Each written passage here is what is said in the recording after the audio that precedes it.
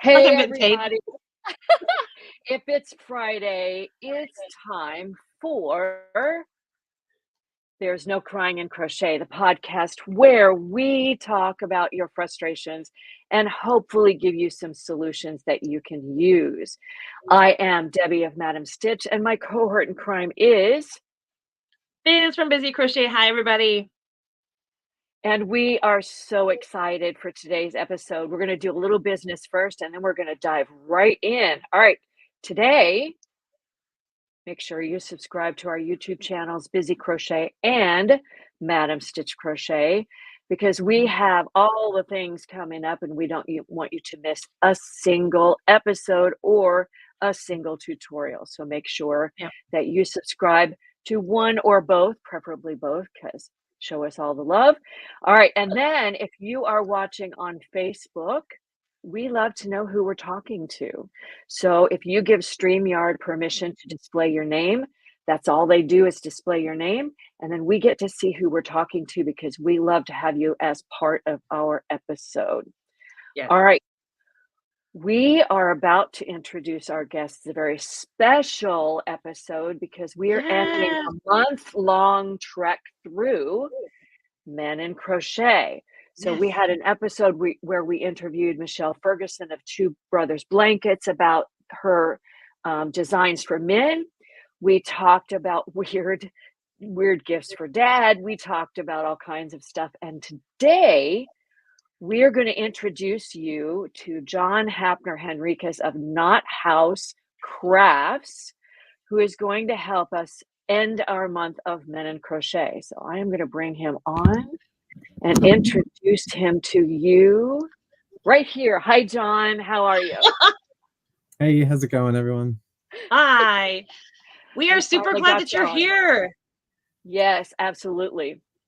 I'm super excited to be here. I'm a little nervous, so I apologize. Oh, no Oh, worries. my goodness.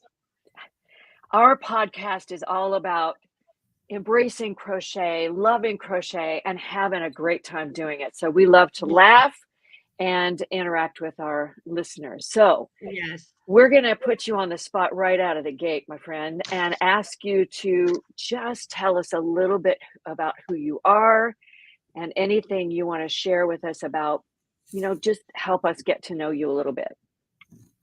Sure. So my name is John Haffner-Henriques. I am the owner of Knot House Crafts.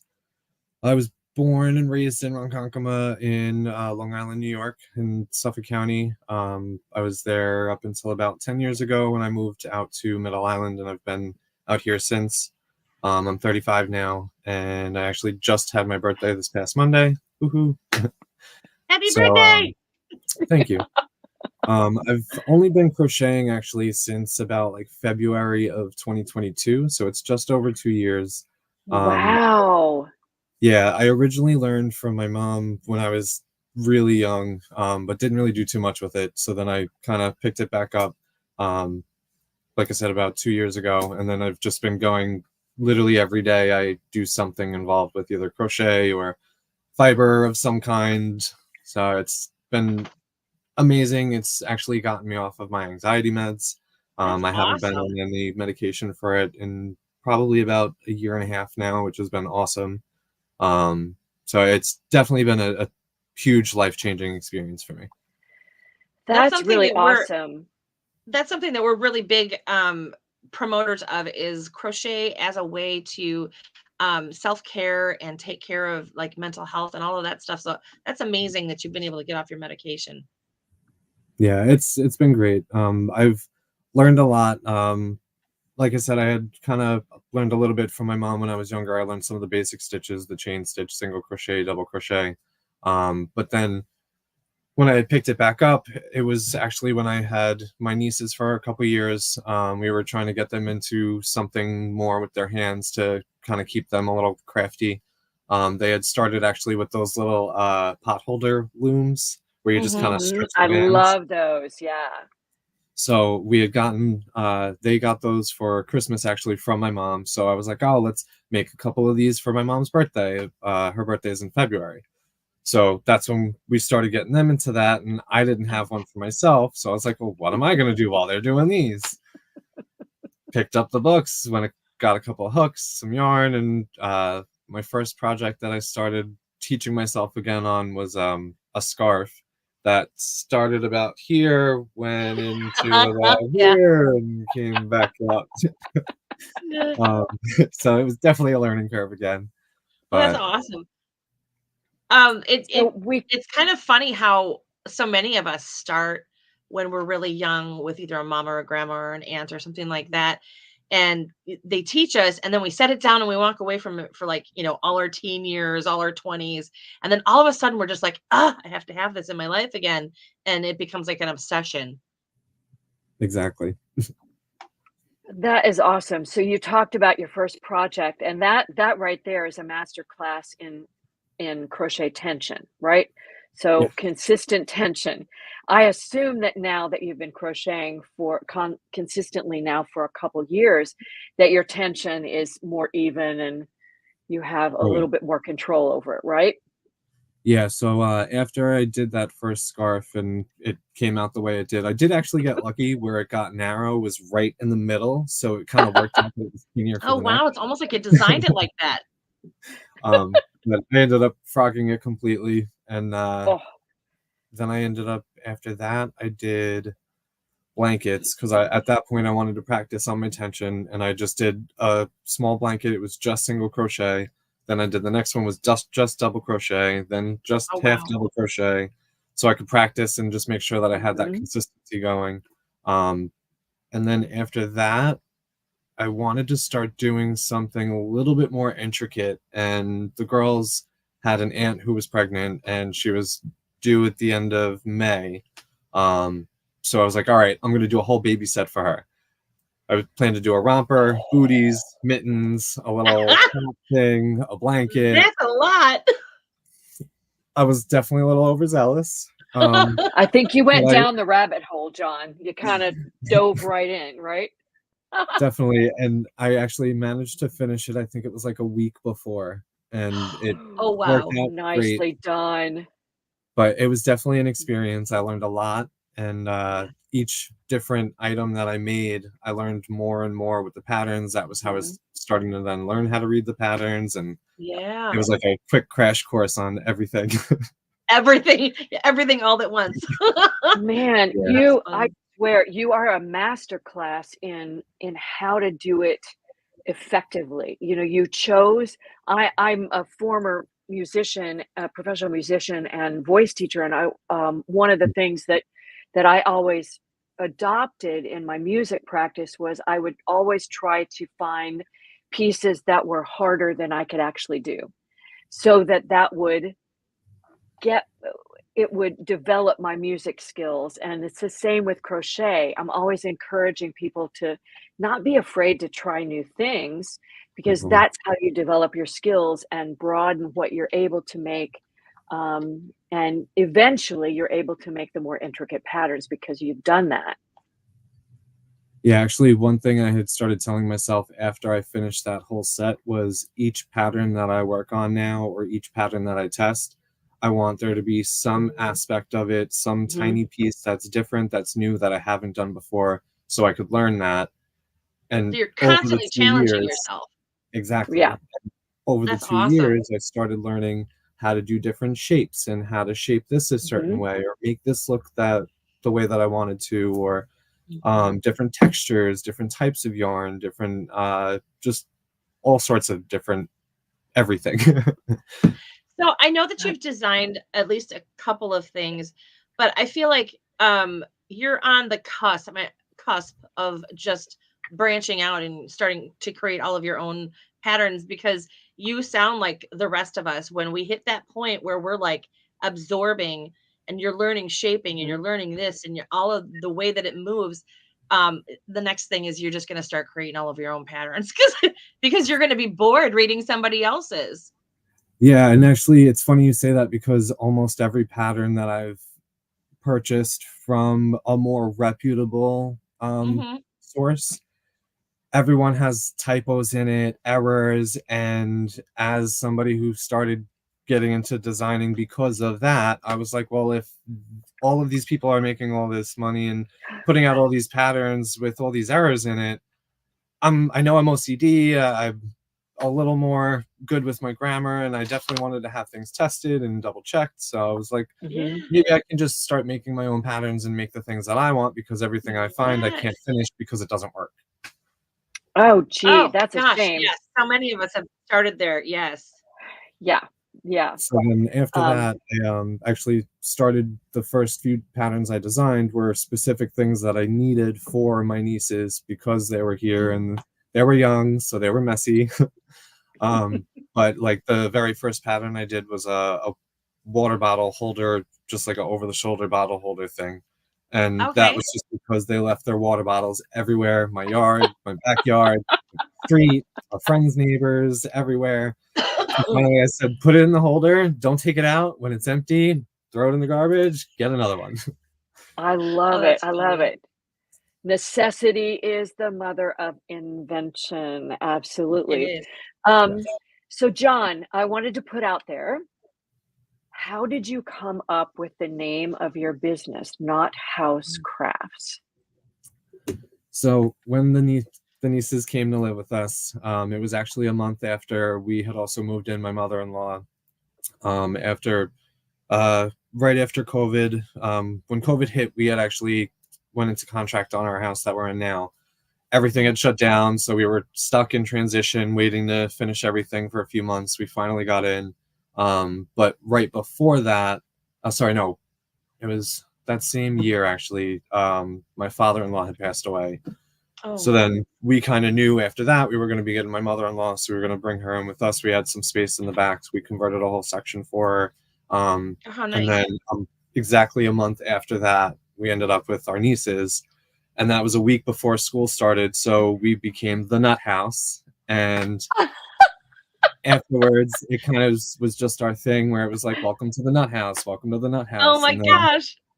they That started is it with me. We were hilarious. trying to figure out some sort of name that I could also find Facebook, a website, and do everything, all the things that you need, an actual business name, and that's when we came up with Not House Crafts.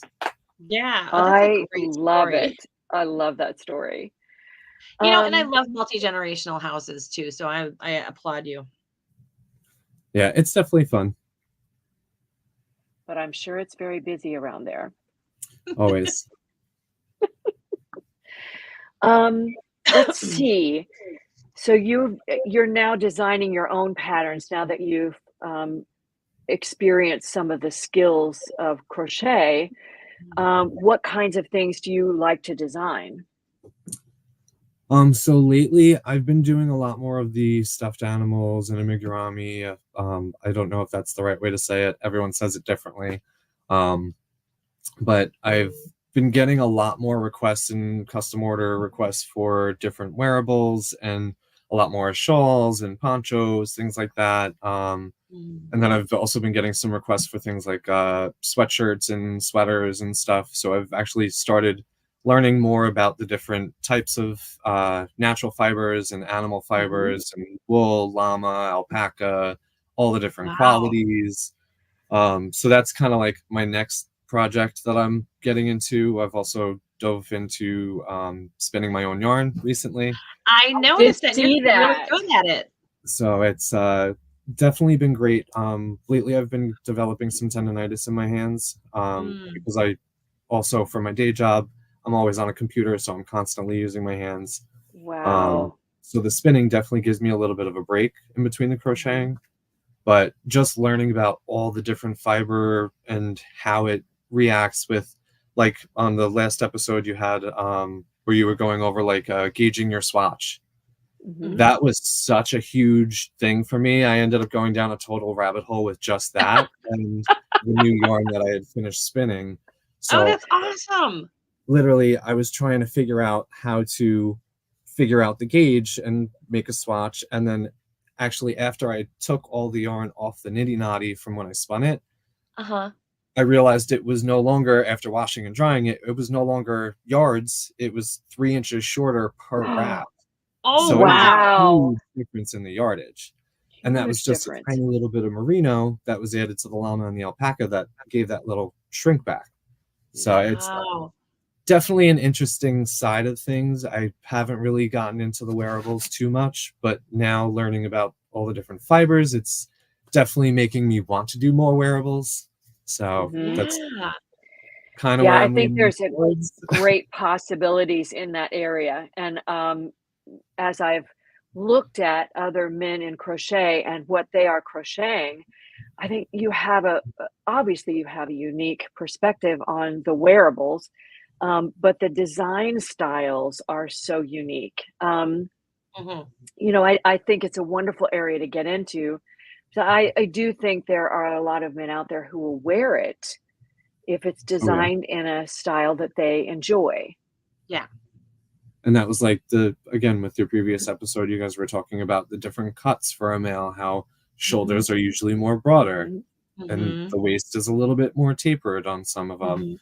Mhm. And then for the big and tall guys, where it's ironic for me, I'm 6 foot tall, but I'm only 165 pounds. So I'm Mhm. tall and thin. Yeah. Nobody has, even in regular clothing, nobody really makes things for tall but slender people with the Slender men. long Yeah. arms, where I'm Yeah. basically a schmedium, I call it, because I'm a small and a short guy, Sorry. and then and then a medium for the length of the arms. So it Okay. does get difficult with sizing for that, where a lot of times I'll have to take just for myself to make myself like any kind of a wearable. Like I did a hooded sweatshirt. I had to use the medium pattern for the Ooh, sleeves and the length, yes. but a small pattern for the actual Mhm. The torso. body, sure. Yeah. And do That's you find amazing. I find too that men seem to have a little bit longer body in general, like from the armpit to the hip. When I'm doing sweaters for different men and stuff like that, because women, it seems like we're all a little bit more compact in the middle. And there are long-bodied women as well, but men seem to be far more like that than women are. So I like the fact that a man who now women can understand these things. Obviously, we're all smart, but I like that men are taking the time to actually create for themselves, for their body types, and that kind of stuff, because it speaks more to what you actually really enjoy. Because I think women understand women, men understand men. I think that we can understand each other, but there's nothing like being inside your own brain. You know what I mean? Mhm. Yeah. It's true. And just like I was saying before, just having to try and tweak and develop different things just to fit myself, it's made me want to start going like, okay, well, maybe if I'm also having this issue, there's got to be other people that are Oh, interested in the same absolutely. thing. Yeah. So hopefully that's That's going to be my wonderful. next I can step. totally see you coming out with like a whole line of stuff. Mhm. Yeah, I do still have a And lot of patterns for stuffed animals and different stuffed items. Like I Mhm. just finished it's inspired by the Rolling Stones mouth, but it's more like just like a oh, mouth I pillow saw that. mouth. Oh, that's fun. So yeah, that was a custom order that one of my friends had ordered for her son. So I'm still working on a few of those patterns that I have to test and get out, but then I want to move towards more of the wearable stuff. And just as somebody who kind of hits, I used to be one of those people who was like, I want to make it all. I want to make all the things. I don't want to hold myself back and niche down and not touch certain Rising. things. But when I got into where I was really starting to focus on my business and what did I want to represent, I realized the things that I absolutely loved the most were making toys for children, blankets, the occasional shawl, and home decor like pillows and stuff like that. I really don't vary much beyond those things anymore, just because I've realized that that's where I find my joy. And so what I'm really saying that for is, don't think that you can't, just because you're like, oh, I want to move towards the clothes. If you have a toy in your heart, baby, slap that baby out there, because you have to express yourself in many different ways. Definitely. And I've started noticing that I do have some patterns for, like, I did the sweatshirt that I did, one of my, I think my Facebook profile picture I have, it's the bright neon stripes, the Red Heart Mm, Super Saver. So I yeah. did that. That was the one where I used the medium pattern for the certain parts and the small pattern for this other part. And I was thinking of trying to make my own version and combine it and do the different sizing. The next part I have to learn is the sizing. That's going to be my next. Oh, the grading. Yeah. The math. Yeah. The math. Get the spreadsheet and do the math. Although I have to interject while you're talking. It occurs to me that I don't think Biz and I have seen a lot of this. We're seeing it with Michelle because she's actually doing garment designs for her kids and her husband. But one of the things that I think is missing in the men's section of crochet is that sort of choose your own adventure, mix and match to make sure that the fit is yours. Do you do that by doing a different number of rows, or do you, like you did in the sweater, use different sizes for the different pieces and then put them together? How would you approach that now that you're starting to understand what the difference might be in designing a garment, say a boat neck sweater or something? Yeah, so the way that I did the sweatshirt that I was just talking about, I ended up being that it was more done in panels. It worked a lot easier because you didn't have to worry about any kind of increasing or decreasing for the sleeve openings or for the neck. It was just, you have your panel, your straight panel, one for the back, panel for the sleeves that kind of just wrapped around it, and then you just attach it at the opening. So you can make the openings as big as you needed. And the same thing for the hood too. I just kind of made the neck opening as big as I wanted and then just started the hood so it was far enough up the side and just kept going around. Right. So as I start doing more, I haven't done a full one piece, like a top down type of garment yet. That would be kind of my next adventure. So we're just throwing a business idea at you. Maybe you should do some create your own adventure kind of clothes. Just because you are sweater. You are one of those people who has to piece them together. And so you already understand that I've got to work with a slender body, but longer arms, and there's probably a lot of people that are like that. I would think so. Just like something too for shorter people that are also a little bit larger. Right. Well, that would be me. There's all different body shapes and sizes, and we have our regular sizes, and then we have the big and tall, and that's about it. And then there's the petites for the women, but that's like only petite one way. It's not petite tall. Right. There's just so many shapes and sizes in the world now. It's hard to really fit everyone. So yeah, I think that's, like you were saying, with that whole mix and match, choose your own adventure, that might be where I'm kind of leaning towards anyway, just because I have to do it for myself. That's awesome. I'm going to keep my eyeballs open on that. I would think that the panels that you did for the sweater that you were talking about would be a perfect example of something that you could make those kinds of adjustments, because you're right. It doesn't have a lot of shaping, but it would be a great learning experience for someone who hadn't necessarily done a garment for themselves, to learn how to measure themselves to get the fit that they need just by using the pieces you've provided.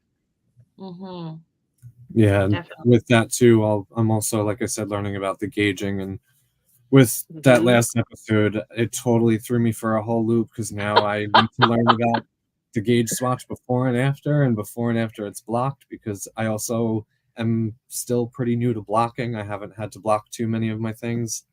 So it's my summer project now. Well, that's good. I have to say, a lot of crocheters have a love-hate relationship with gauge and blocking. Yes. I'm the person who wants the crochet. For me, is a mindful activity. So I just want to sit and crochet. I do lots of granny squares, and there's always that debate about whether you weave in the ends as you go or you weave them in when you're done.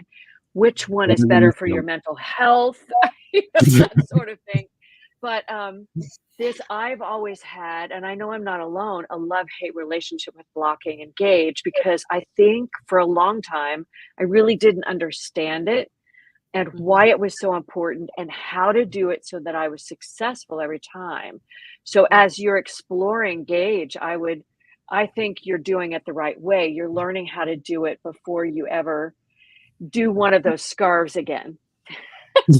Although that's a great design. I think that's a great design, very unique. It Yes. works for the time Well, being. an unintentional design. Right? We always love those accidental designs, and then you go, "Oh my god, how did I do that?" And then you have to try, backtrack and try and figure out what you did. And it's almost impossible to figure out again. Exactly. Yes. That's why we take copious notes. I have an iPhone and I use the Notes app, and it is by me all the time, and I'm constantly making notes to make sure I don't forget. So, I'm a pencil and notebook girl. mhm. For me, it's whatever's next to me. If there's pen and paper or my phone, it all depends. Yep. So you just have to make sure you don't lose either one of those, right? Yeah, usually if I do something on pen and paper or whatever, I'll end up taking my phone and I'll snap a picture of it just in case I don't have that with me. Then I can scroll through and try and find that. Nice, nice. Well, that kind of leads me to my next question. Everyone's always interested in finding out, how do you get from idea to finished project, especially when you're designing something new. You've got a concept of something you want to do. What's the design process that you use? How do you get from point A to finished project? So I feel like mine is a little more rough than other people. Most of the time, from everyone that I follow online on TikTok and Instagram, Facebook, I feel like most other designers tend to draw something out, write down, and keep going from there. And I'm not like that at all. Most of it's just in my head. I kind of hold things up. I look at past projects I've done, seem like, okay, maybe I'll pull that shape into this one, or maybe I'll pull this from that. And it's kind of like a hodgepodge. And then I just start winging it. I'll make my own prototype and write it as I go, change it, frog it. If I have to tweak it, I'll make a second one and just kind of go from there. I'm I gonna found say my I think I soulmate. started out the same way. Do you do that too, Biz?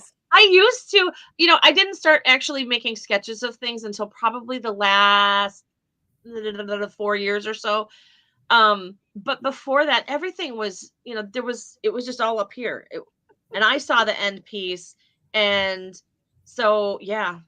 Yeah, I can't draw at all. So if I've actually, Oh, I me had somebody neither. once reach out and asked if I could do a drawing, and I said, I'm sorry, I could do stick figures, but that's about it. They're going to be the best darn stick figures you ever saw, but Yeah. I finally gave away my colored pencil set because there was no point in having it. I like you, I have the concept in my head, and I love to use elements from other designs in a current design, and then I work it out as I go, which is not always successful, and that's okay. you were Yeah. saying that you like to bring in elements from other designs. John, do you also find that you have favorite stitches that you tend to go back to over and over Mm. and over again?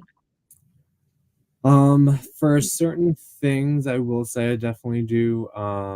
Like I've noticed when I'm doing any kind of hats, I love doing just a half double crochet, back loop only, just keep alternating, going around like that. I feel like I love that texture of it. It's nice and squishy. Yeah. Other than that, like I was saying earlier, I kind of have been trying to still learn a new stitch or a new type of way to use the stitch, or maybe doing the same type of stitch but in a front post or back post or extended or whatever it may be. Just keep trying to expanding everything. What kind of resources do you use when you're like learning a new stitch? Are you more of a YouTube person? Do you go on Pinterest? Do you have like the stitch Bibles or anything like that in your house? I do have one book that had some intricate stitches that I haven't really gone through as much. But for the most part, I like to find the photo tutorials. I'm not as good with actual videos.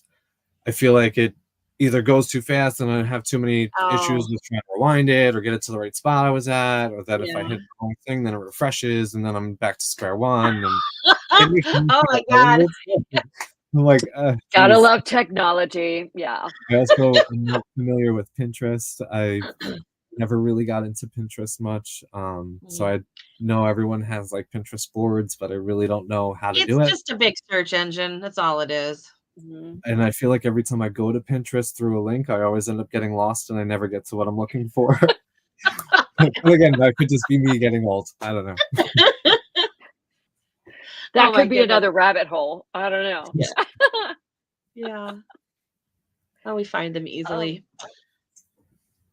well, Okay. John, are there any I'm sorry, Biz, do you have a Oh, no, question? no. Because I've Go been ahead. kinda hogging the questions. I Not at was all. just wondering if you have any crochet designers, artists that inspire you, that you get inspiration from for your designs or, um, anyone in particular that you follow that sort of speaks to your style? So I wouldn't necessarily say that I've really like pulled any inspiration from any of them, but I do have some favorites that I've been just watching their whole journey, and as they each get into their own little niche of the crochet world. Mhm. Like there's this one on TikTok, Brochet. He's been actually one of my Oh my most god, he's interesting ones. hilarious.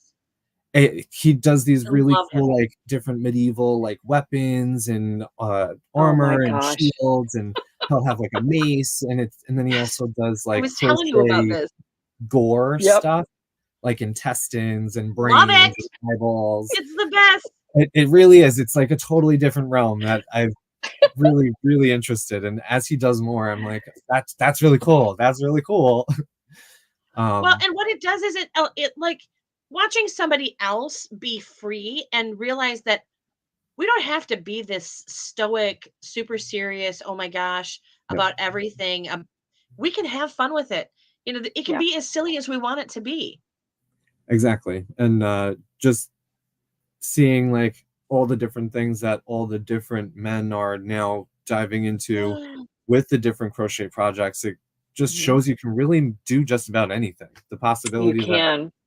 as long as you have the idea, you can make it somehow. Yes, for sure. I've always said if it can be made, it can be crocheted because I've never been a believer of it can only be this medium or it can only be that medium. I mean, short of like things like paint, we're not talking about different things, but like people used to say to me, "Oh, that could only be knit." And I'd Yep. say, Well, no, I made it and it's crochet because I don't know how to knit." Yep. So I've had people be like, "This cannot be crochet. This has to be knit." Well, no, so um, it's Yeah.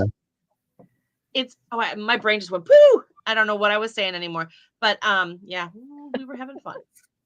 Even just See, the constant back and forth of the crochet versus knit, oh especially yeah, as a man, Oh my everyone gosh. always sees a man doing anything with yarn and they're, "Oh, you're knitting? I love you, but no, this not." is one. There's just one. I did try to knit. I'm not good at it. I made one little like baby doll size scarf and that was about it. Yeah. Um, and it's The only reason interesting.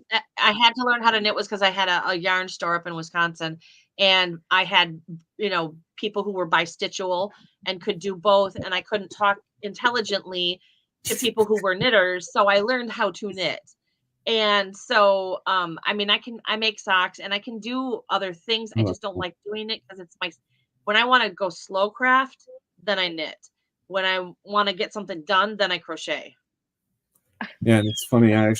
I think I'm gonna have to almost be forced to start doing knitting or start finding more applications for crochet with natural fiber and animal fiber, Mhm. because most of the fiber community, as far as the spinning and the actual like yarn creation of it, they're all knitters. I haven't Mhm. met too many Right. that crochet. And And most one of that is thing because of the price of because it's so much chunkier with crochet. You use so much yarn. And exactly, a lot of people don't want to have to pay a lot of money. So the knitters get just a lot more out of it. which is what I'm starting to learn, and I'm trying to figure out like I ended up spinning, I think it was like probably almost 10 ounces of llama merino blend and about 4 ounces of alpaca between the two. And altogether, I'm only able to get with crochet 2 adult size beanies, and then I did 2 cows. that are just a small Oh, basic, wow, beautiful. but whereas opposed to knitting, that same amount of yarn, I've kind of probably gotten a decent, so I don't know what, but something out of it. We could have got a kid's sweater out of it. They're just, it's so much, you can just get so many more stitches in. And I mean, of course, there's chunky knitting as well, but yeah, that, like I said, it's not my everyday craft, but Yeah. it's useful though. I mean, honestly, it's not one of those things where like one is better than the other. We prefer the crochet, because it's what we do well. I like to knit. I don't dislike knitting, but it's not my preferred way of doing it. But it's very valuable to actually have that knowledge because it's a different construction of stitches and it's a different way of using your hands, but it also, I use things that I've learned in my knitting in my crochet design because of the way that like the stitches slant when you're doing different decreases and stuff like that. And I think that way now when I'm making like an amigurumi or something like that, where I want my stitch to slant a certain way so that it doesn't show. I mean, it's just, you can use both. It's a beautiful medium. Yep. And it's funny, I think actually my whole craftiness as far as with the yarn and string and stuff like that, I was always in Boy Scouts my whole life. I'm actually an Eagle Scout. Oh, cool. My dad is too. My brothers, we all were. So that's really what got me into it. I've done basket weaving. I've made stools with like raffia and everything. So I started learning all the different knots, and even today with the crocheting and just like certain things, like how some people do the magic knot. I personally prefer a square knot because it's stronger to me and a little smaller of a bump. You don't get as much of the little chunk in the middle. It's not as hard as doing the two knots on both sides, pulling it together. But that's just something I prefer. Right. I do the same thing. I use a square knot. I've never done the magic knot thing. I never did understand that. I never could get it to work. You basically have to have your hands going 5 different directions. And I just, to get it I'm not to work. that coordinated. But there are benefits to it, however. Well, that's good. I'll have it's a I should probably learn how to do it at one point in my life kind of thing. Yeah, I've done it a couple of times, just like with knitting. I did it a couple of times. I tried it. I made an item. I'm okay. Yeah, we're done. And sometimes, you know what? It's not worth doing again. Yeah. All right. I'm going to put you on the spot one more time. So where do you see this development of crochet design for men and men designing in crochet? Because they're kind of two separate things that I think kind of do the same thing. But you in your crochet practice, where do you see you headed, and where do you see men in general influencing the art of crochet? I definitely see it becoming not just more feminine, but more masculine. We are getting a lot more masculine patterns, more masculine colors, and just textures with the different stitches. There are a huge amount of patterns that are all just geared towards women and the female side of the world, where we have so many men in the world and so many male printing. At least half. Hey, exactly. So there's so many of those people that aren't being catered to, and now with everyone doing everything from clothing to blankets to the gory stuffed animals and the fun things and just like all the different stuff. Like for me, my father had gotten a motorcycle a few years ago. He's slowly gotten more into the motorcycle community. Him and my mother now have a touring bike, and they drive all over the country. Oh, how fun. I've been trying to come up with like different ideas for little gifts for them, different things that maybe I can crochet with leather, different materials. Ooh. So like that's another thing. You really think outside the box. So I have tried, I did crochet with like the little plastic bags where people like kind of shred them. I've tried that before. That was interesting. I did crochet with a little bit of paracord. that was Mhm. another. That was kind of like just using a thicker, harder to manipulate yarn, Right. basically. Yes. But I've seen people online do crocheting with wire and different types of metal. So Yep. it's just all the different ideas and the different aspects that are now being brought into it. It's not just your blankets and sweaters and baby dolls. I mean, my biggest stuffed animal I've done was a 6-foot tall unicorn. So I love him. He's so cute. you never know what you're gonna get asked for. So where does he live? He is now in New Jersey. Oh, I actually got to deliver that one in person. It was pretty cool. oh, how So, fun. and that was even a That's fun thing. hilarious. It was two friends that they just had a running joke back and forth. They would each send each other something that was rainbow unicorn related, and it would be bigger and better than the last one. And Oh, hilarious. so now it's And hard to you top. came up with the biggest of all. Oh my Which gosh. even What a that was a fun. lot of fun. Just trying to figure out how to get the right shape at such a huge size Yeah. after So only did doing you a small design uniform. him? Did you create him? I did. That's one of the patterns I do still want to type up, but it's one that I feel like I would need somebody to test, and I don't know Oh, how for sure. long that would take, or if I'd have too many people that would be willing to put in that much Oh, money towards the Well, when you're ready, supplies. honey, just let us know because we know people. So yeah, yeah. I think you underestimate the desire of the crochet community. Th- yeah, There's it was going a to be lot of hair. someone who jumps on it. Yeah, and it ends up being a full body workout too. I mean, at one point I was standing working with a giant laundry basket holding up the torso while I was spinning it and crocheting around it, and it was a full body. Oh I'm my. literally going full speed into it, and there were times that I had to take an hour break just because you're so tired, and then Yes. trying to go and go and go. And I did one that was in black, and we all love black yarn. Oh, No. So ouch. Oh, I bet yeah, it was man. gorgeous though. oh, it came out great. But that was one I had a headlamp that I was while I'm working, standing, spinning the thing. So it makes for great videos and TikToks. So I was gonna say, I'll if tell you ya. ever do another one of those, you've got to do a behind the scenes. You have to. It would be gold. yeah, I did a couple like little clips here and there as like previews, but it was fun. Actually, I bet think I it had more was. fun at the end once it was all finished and I started doing the photo shoot. I was doing dancing, I was dipping the thing, so I posed with it on like the side. It ends up being more fun, and I didn't want to get rid of it, but Oh it was my worth gosh, it. that's Oh, awesome. That's awesome.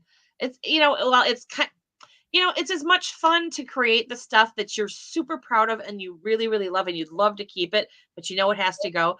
I mean, I wouldn't have enough space in my house to be able to keep all the things, but it means Definitely. more when you know that it's gonna mean something really cool to whoever gets it. It's gonna mhm. be an awesome gift. Definitely. That's actually one thing I always ask whenever I make any kind of order, especially the stuffed animals. I always ask the recipient if they can send me a picture of whatever the child, whatever with Yes, the actual item. And I tell them all the time I don't have to post it. I just love seeing the smile on their face when they get it and they see, oh my God, absolutely. this is mine. Yeah. Yeah. That's like So the payoff in the end. exactly. So, I mean, it's why we do what we do. Well, John, it Um, sounds like you're bringing a lot of joy to the world of crochet, and it's just a blast to talk to you. Biz, did you have another question for John? no, well, because I was gonna say, I feel like you and I met in the Facebook design group, and there was that Facebook cancer hop. I Yes. feel like that's where I met you. Yeah, and you had designed something. It was like Yes. for. Can So you that tell was us what that was? the sport pillow. So back in May of 2022, a few months after I started crocheting again, I had actually started. I work for New York Cancer and Blood Specialists. So we're not just cancer and blood, but we're a huge multi-specialty practice on Long Island and into the boroughs up in upstate New York a little bit.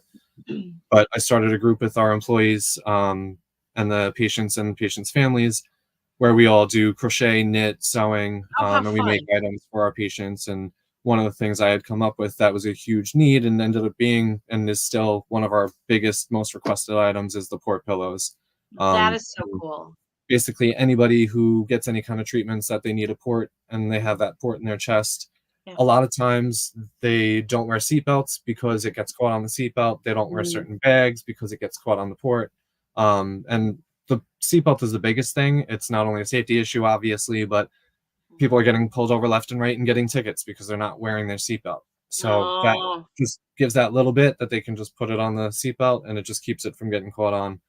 But that's been one of my most popular patterns. Well, I wish I would have had that when my daughter was younger. She had leukemia when she was 9, and their port was put right here, right in the front. And one of the things that she was always so afraid of was people knocking her or hitting it because it hurt, when it would get hit. So I wish that was around back then, but I'm glad that that's there. That's a great resource. Yeah, so we have a couple of groups also that help us, that are local groups within the communities around the island, and we all just make a whole bunch of batches and we send them out. New Hyde Park is our main office where we have all of our ports that get placed to. So any patient that gets one or has one can just grab one out of the basket. So cool. I love that. That is really neat. Really, so do you guys Crochet make gives other back to the things cancer community. related? For a while, I was actually doing all of the knitted knockers, crocheted knockers for all of our mastectomy patients. So any patient who came in and either had a prior mastectomy or was scheduled for a mastectomy, they were able to see sizes, I think it was A through F cup, and a couple different color options. The knitted knockers patterns for crochet actually don't have the nipple on there, which my first patient that I had was going to Florida for vacation, and her biggest fear was being in a bathing suit. Okay. So I had figured out, just literally, I think it was like 2 or 3 rounds that I had added to the beginning just to give a tiny little bump for that little nipple. And that's been the biggest thing. Every patient has basically come in and asked for one. So I actually had to turn some of that back over to the Knitted Knockers organization themselves, just because I couldn't handle the amount that was coming in. But we also do that is awesome. Different lap blankets. We'll do hats, scarves for the infusion patients, chemo patients. So that's cool. Now, do you have any information that you can give anybody, and then we'll put it in our description as well, of do you take donations? Is there any way that people can help with that, or if they want to reach out to you to find out more information? So we had actually started, I do still have it going. We haven't had too much involvement with it and participation from outside of the group, but I call it the Granny Square Project, where basically anybody who's involved can make granny squares of any size, any colors, any intricacies, send them in. I do have a couple of posts. I can repost that and give you guys the information for that, where to mail them. But then I take all those squares and I put them together and make different blankets for the patients. And sometimes I'll make like headbands, or I'll make a couple of scarves out of them. Okay, awesome. Just get that information to us. We'll make sure that it gets into the description of today's episode. Absolutely. Yeah, you're speaking my language. I'm the granny square. I love granny squares. That's awesome. Yeah, it's great. We actually have a few employees that they work in the call center, and in between calls, because it's such an easy stitch, they don't have to look. They literally will just answer the call and start. Oh my gosh, that's so awesome. A month. So it's a lot of fun. I think I worked in the call center for a bank, and I was crocheting all of the time, because you just sit there, for ever. Yeah. And if you don't have to do much typing, your hands are free. Yep. So a lot of work you can get done. Definitely.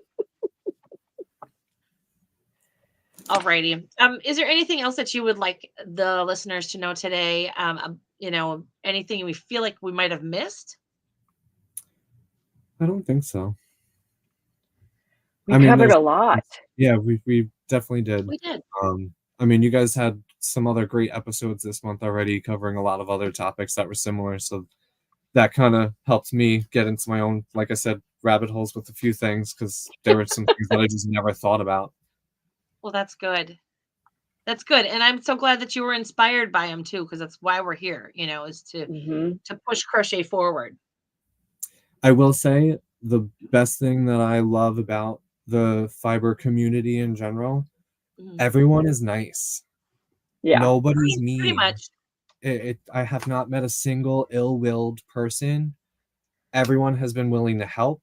Yeah. There's nobody judging negatively. Everyone's always offering positive feedback or constructive criticism. Yeah. It's such a great community. Yeah. They are. They're great Yep. people. We And we kind are of love glad it. that you joined us in it. Yes. Oh my gosh, John, it's just been a blast to get to know you. And I know this won't be the last time we talk to each other because No, I because we'll think be all watching of the you. things that you have to offer are so special. Especially, I'm so glad that you shared the information about what you do in the medical community because, like you said, crocheters have such huge hearts, and we're always looking for opportunities to give back with our crochet. And to know that you're in the thick of it, actually doing it is really heartwarming. So appreciate you sharing that and all of Thank the you. information about how you learned to crochet. And it's just been a wonderful conversation.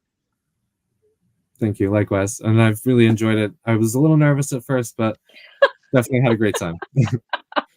We Well, That's one and try. thing see I've been trying to if like we get you on do here more. enough, you're just going to be a third wheel to the whole. Like we're just gonna, We might just have to invite you back because we just have so much fun talking. Yeah, Definitely, I'd love to. awesome. Well, Biz, are we ready to call this a day? We are Probably ready not, to but we call it a probably should. day. Well, thank you again, John, and thank you to everybody who joined us today. This is the end of our month of Men in Crochet. It's not the last conversation we're going to have, but we're going to move on to some other fun stuff in July. Biz and I are actually going to plan that soon, so just stay tuned. Remember, subscribe to our YouTube channels, and you will always know what's coming up. So for now, for John and for Biz, we're going to say goodbye, and we'll see you next time.